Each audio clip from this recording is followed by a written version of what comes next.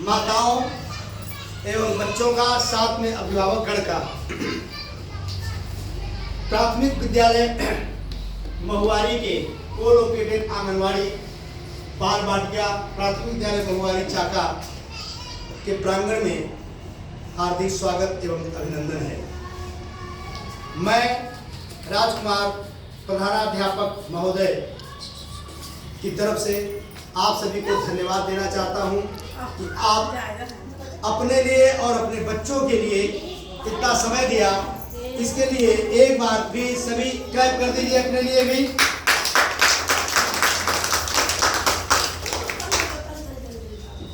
बहुत सुंदर।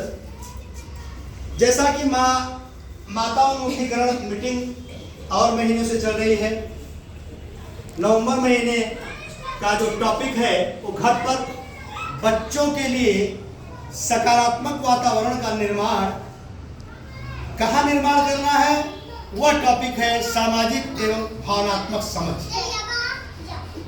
सबसे बड़ी बात यह है कि जब बच्चा जन्म लेता है तो उनकी मम्मी पापा और उनके भाई बहन भी उनको सामने दिखाई देते हैं। तो घर का सबसे जो है पहला जो है शिक्षक समझिए या जो भी समझिए, उनकी माताएं होती हैं सारे बच्चों, क्योंकि यहाँ कॉमन की बात है। जब आपके घर में किसी का प्रवेश होता है तो आप किसी के साथ कैसे व्यवहार करते हैं, ये बच्चा बोले भले न हो, लेकिन उसकी भावनात्मक समझ का विकास होता रहता है। इसी प्रकार से मैं आपको ये बताना चाहता हूँ कि जब आपके घर में कोई आए तो उसका बहुत ही तहे दिल से 2 मिनट का समय है, बहुत तहे दिल से उनका स्वागत एवं अभिनंदन कीजिए।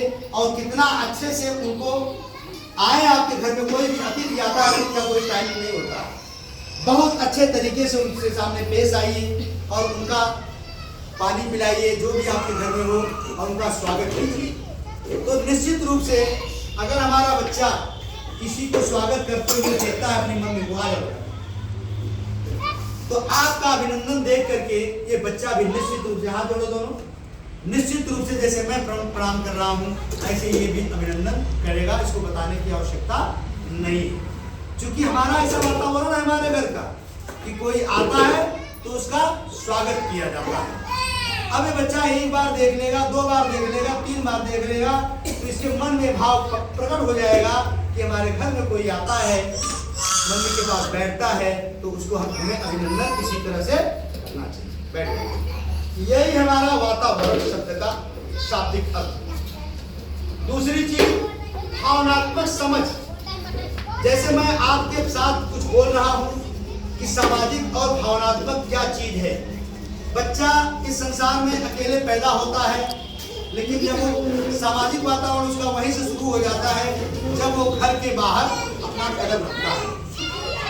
जब बच्चा किसी बड़े व्यक्ति को अपने घर में देखेगा कि मम्मी तो इनसे मिल करके नमन करती हैं, तो बाहर भी अगर बच्चा जाएगा तो बड़ों को देख करके उनके साथ निश्चित रूप से अटैच होगा और उनको बिना बोले ही नमस्ते करेगा। ये है हमारा वातावरण, ये है हमारी संस्कृति। दूसरी हमारी संस्कृति तो सबसे बड़ी ये है कि यत्र नार्यस्तु पूज्यन्ते रमन्ते तत्र देवता। जहाँ महिलाओं की और नारियों की और स्त्रियों की का सम्मान होता है, वही हमारे देवी और देवता निवास करते हैं। इस बात में कोई भी संदेह नहीं होना चाहिए। मेरे बात का मतलब यह है कि बच्चा जब जन्म लिया, फॉर एग्जाम्पल देख लीजिए आपके सामने बच्चा जन्म लिया है, अपना काम कर रहा है, अब उसको हमें कैसे सेटिंग करना है। जैसे ये देखिए, आइए आप फॉर एग्जाम्पल इनको देखिए, इन्होंने नई चीज देखा है, इसको ट्रायल कर रहे हैं। ये फिर से एक बार करो बेटा, हाँ।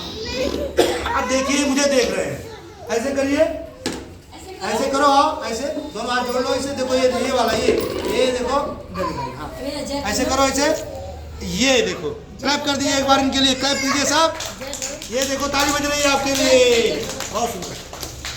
अब इस चीज को डांटना नहीं है बच्चों, उनके अंदर एनर्जी है, काम करेंगे वो अपना, कोशिश करके धीरे धीरे उनको सामाजिक वातावरण में ढालना है।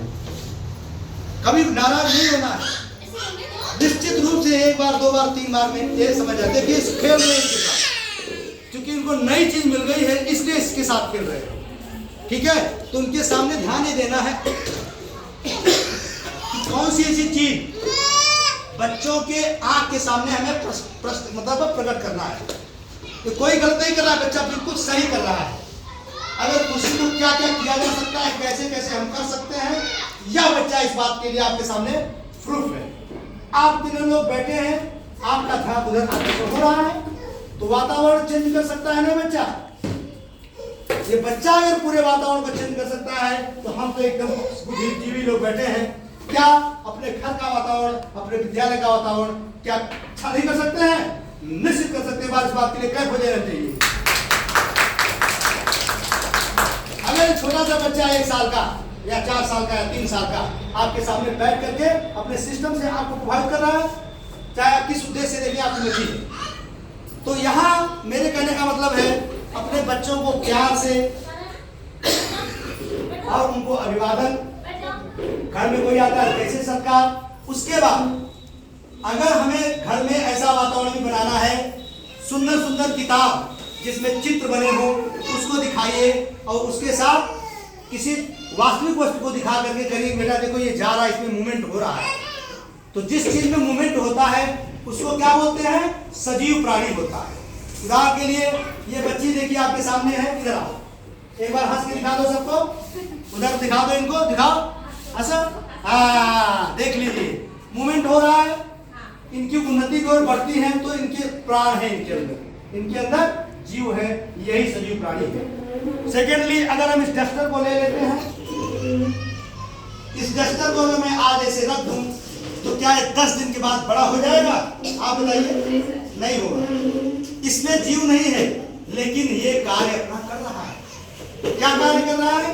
अगर हमें आवश्यकता पड़े तो हमें काम देगा, और भले जीव इसमें नहीं है, लेकिन अगर हम हाथ से घुमाएंगे तो किसी चीज में निपटाने का काम अवश्य करेगा। तो एक बार डस्टर के लिए क्या क्लास बनती है कि नहीं बनती है? कर लीजिएगा। इसी चीज को मैं आपको छोटी सी कविता सुना करके इस टॉपिक का समापन करने की कोशिश करता हूं कि जग में सच्चर माने संसार, जग में सचर अचर जितने हैं, अचर में ये आता है, आती है। और अगर आपके सामने हमने पंखा दिख रहा है आग का दूषित, तो अपनी सेवा देना शुरू कर दिया जबकि इसके अंदर प्राण नहीं है।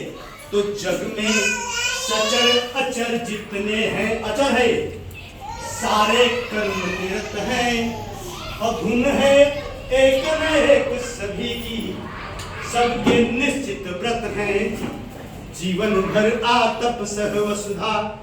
पेड़ की बात है, यहाँ पौधों की बात है। तो जीवन भर आतप सह वसुधा पर छाया करता है, तो तुच्छ पत्र की भी स्वकर्म में कैसी तत्परता है। अगर हमारा तुच्छ छोटी चीजें जिसमें जान नहीं है वह भी आपके सामने अपना काम करना शुरू कर देता है, तो क्या हम अपने घर को अच्छा और सुरक्षित और खुश माहौल नहीं बना सकते हैं? बोलिए, निश्चित रूप से बना सकते हैं। धन्यवाद।